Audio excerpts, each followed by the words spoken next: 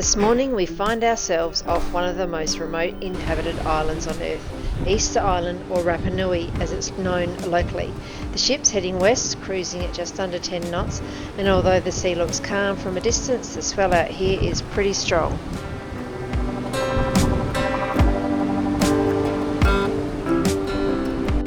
Good morning. It is a day at sea today, but it's scenic viewing, and we are going around Easter Island. It's a rough day too, but the sun's out, and we're going to watch and see Easter Island from a distance.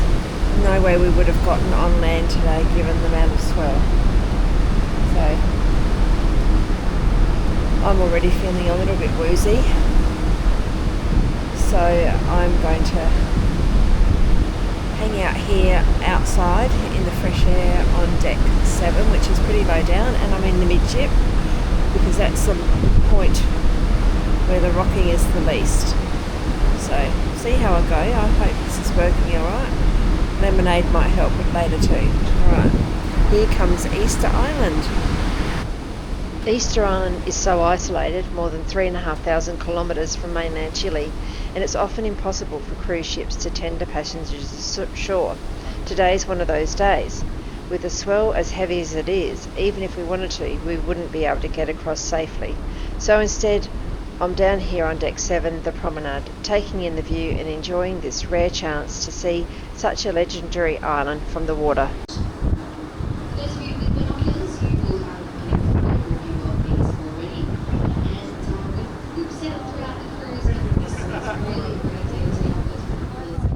We've had quite a bit of swell since leaving Peru, so I've been feeling a little under the weather these past few days, but today's special. We're cruising right past Easter Island, one of those places that feels almost mythical. Even from here on deck, it's hard not to be amazed knowing how far we are from anywhere. It's over 3,500 kilometres to Chile and about 2,000 to the next inhabited islands. There's live commentary from the bridge today from Jess, our cruise information host, who's been sharing stories about the island's history and culture as we sail by. It's fascinating to learn that the island's official name, Rapa Nui, comes from the Polynesian settlers who arrived here around 1,200 years ago. I hope you're getting good photos there. Yeah, but they're standing out a bit better now, aren't they? No, they're still...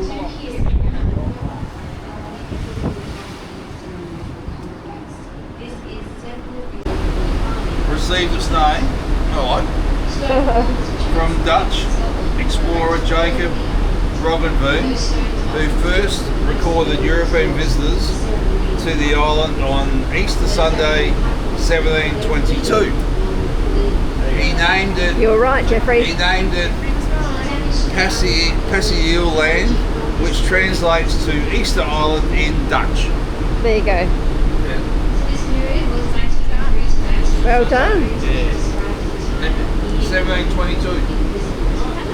I'm sure there were people on the island beforehand though. Yeah, we've got the locals. The island's indigenous refer to it as Rapa Nui. Oh yeah, Rapa Nui. Meaning Great Rapa.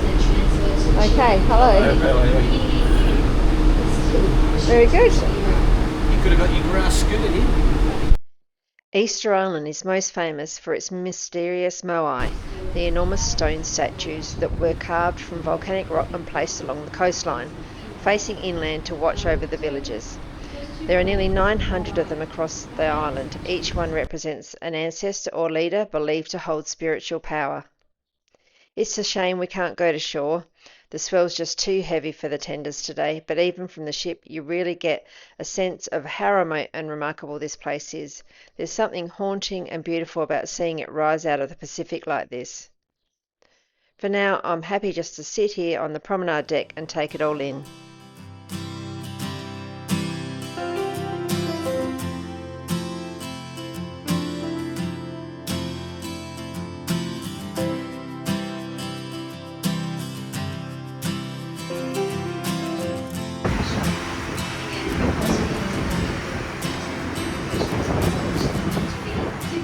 As we edge closer to the island, you can make out a few of those famous moai. Those enormous stone figures that have made Easter Island one of the most recognisable places on Earth. Each statue was carved from volcanic rock, some weighing more than 80 tonnes, and most of them face inland, looking over what were once thriving villages. It's believed they represent important ancestors or chiefs, standing as guardians of the people who once lived there. It's easy to see why landing here can be so difficult. The swell is powerful. Even from the ship, you can feel the force of the Pacific rolling in. With no natural harbour, it's far too dangerous for tenders to get close, so the captain has to keep a safe distance offshore. Easter Island, or Rapa Nui, is one of the most isolated inhabited places on the planet. The island was settled by Polynesians who navigated here across thousands of kilometres of open ocean around the 12th century. Their culture developed independently, and for centuries, the moai and their sacred stone platform called ahu formed the heart of the community and spiritual life. But over time, the island's resources were depleted, leading to conflict, the toppling of many statues, and the eventual collapse of that once flourishing society. Today, about 7,000 people live here, many of them descendants of the original Rapa Nui, preserving their traditions, art, and the language as part of Chile's furthest frontier.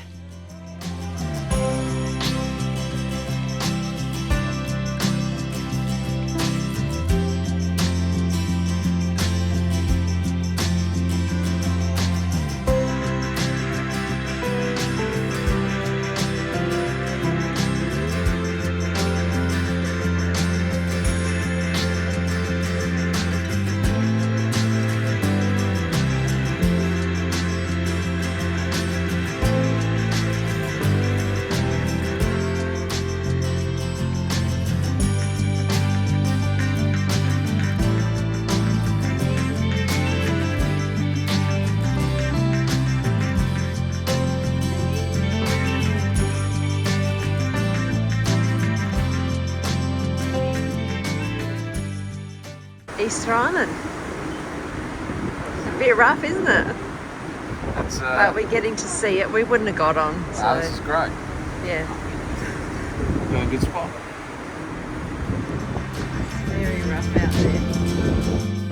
As we continue our circumnavigation of Easter Island, the ship makes its way around the southeastern side. From here you can see the rugged volcanic terrain that shaped this island millions of years ago.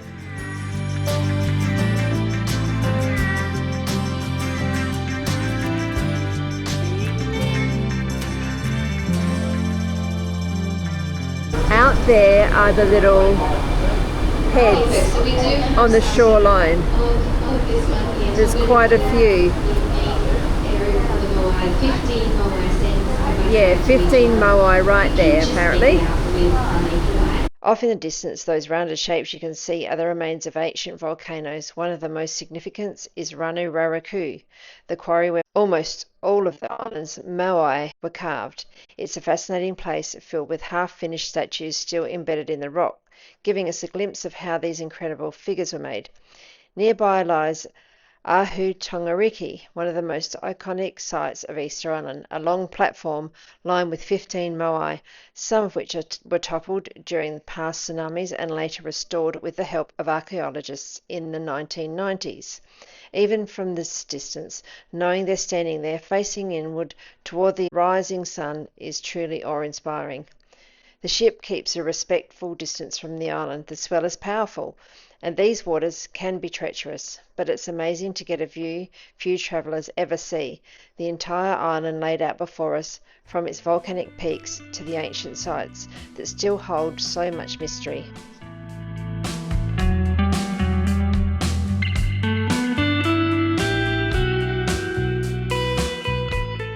Easter Island was formed by 3 large volcanic eruptions, and even now the landscape tells that story. Steep cliffs, weathered craters and lava fields that stretch all the way to the sea. So what is your name? Miley and Tui, and where are you from? We're from the island, South Pacific. South which Pacific. Is so Hawaii, by Samoa. way of Samoa. Oh, and Hawaii. lovely, Yes. lovely. You look very beautiful too, thank thank you. you. So you're doing hula classes? We are. We're doing Okay. Polynesian dance. Oh, good. full I on, need and that. And then he teaches I'm ukulele. teaching ukulele class. Okay. Yeah. Oh, cool. Yes, Beautiful. and we would love to have you. So today we don't have any class. Okay. But tonight we have music in the piazza. Oh, p.m. all right. We'll 6 come and p.m. watch. Yeah, We'll yeah, come and come. watch. Yeah, Thank that you. would be so nice. And out on deck, I had the pleasure of meeting two of our onboard entertainers, Marley and Tui. Both are Polynesian and they've been sharing their culture throughout this part of our cruise with so much energy and joy. Marley runs hula dance classes on board, teaching passengers how each movement tells a story, gestures that represent the ocean, the wind, or the spirit of the islands. It's beautiful to watch and even more fun to try. And Tui, meanwhile, has been introducing people to the ukulele, that cheerful little instrument that seems to capture the sound of the Pacific perfectly. He and Marley also perform together in the evenings, and their music fills the ship with that easy tropical rhythm that makes you forget how far you are from anywhere. It's moments like these that remind me travel isn't just about the places we visit, but the people we meet along the way and the cultures they share so generously.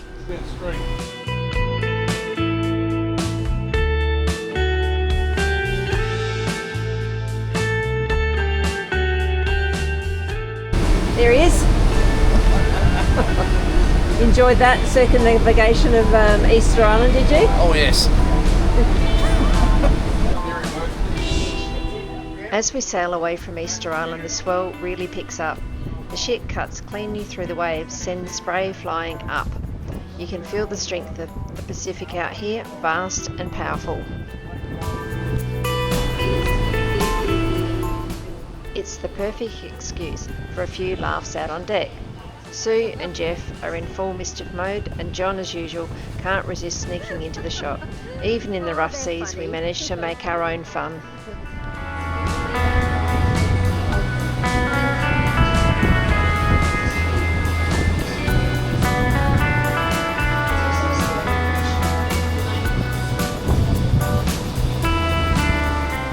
And as the island fades into the distance behind us, we turn our bow towards the open ocean once again. Our next destination lies more than 1,000 kilometres away, the tiny isolated Pitcairn Island, home to the descendants of the famous Bounty mutineers. Another story, another adventure waiting just over the horizon.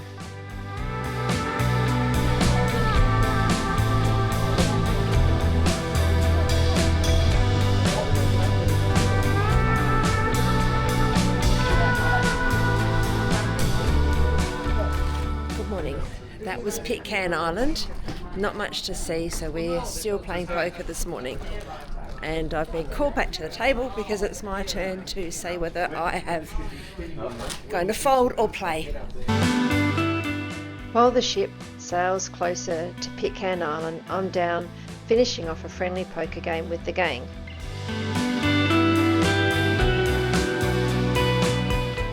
Through the salt smooth window you can see Pitcairn. It feels almost surreal to be here, in one of the most remote places on Earth. Pitcairn Island sits in the middle of the South Pacific, halfway between New Zealand and South America.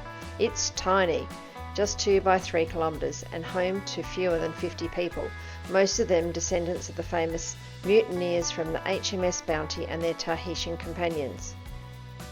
Today, Pitcairn is a British overseas territory, governed by a mayor and a small local council. Though supply ships only visit a few times a year, there's no airstrip, no regular ferry, and no natural harbour, which makes arriving by cruise ship an adventure in itself. The captain has to keep a careful distance as the seas here can be unpredictable and rough.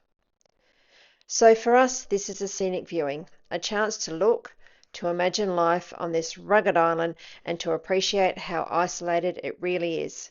It's incredible to think that the tiny community over there has managed to survive for generations, tucked away in this far corner of the world. It might be small, but Pitcairn carries one of the biggest stories in maritime history, and see it rise out of the Pacific is like stepping into a legend.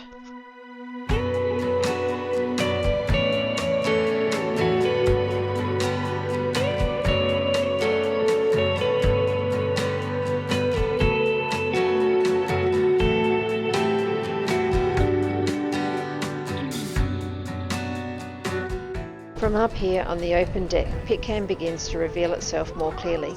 Sharp cliffs rising from the sea, steep slopes clothed in green.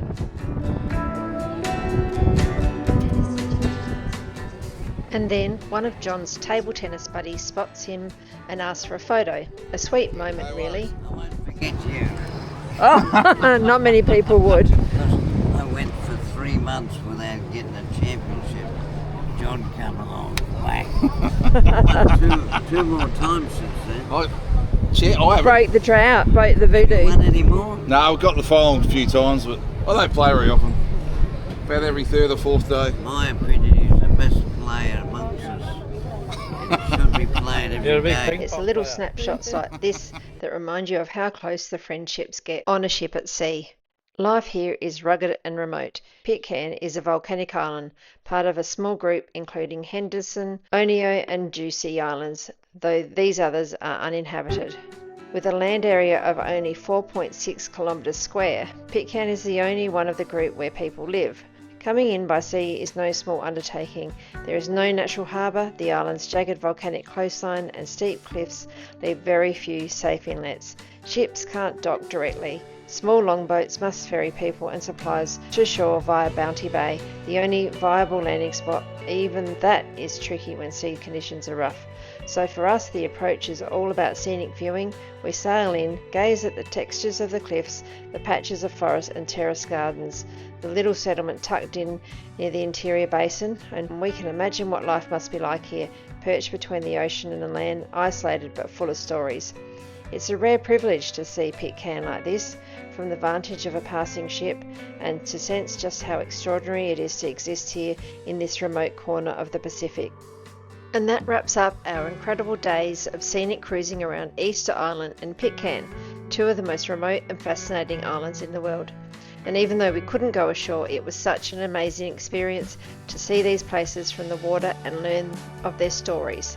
If you've enjoyed watching this adventure, don't forget to like and subscribe, and to our channel as well.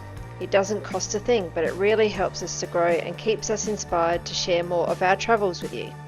We've got a few more episodes coming up, all about life on board the ship, from daily activities and entertainment to what it's really like cruising across the world. And after that, we'll be planning our next big adventure, so make sure you stick around for that. So if you're new here, please check out some of our previous episodes to see where this journey began, from our caravan road trips in Australia to our travels through Europe and beyond. Thanks so much for watching and for supporting our channel. We truly appreciate every view, every like and every comment.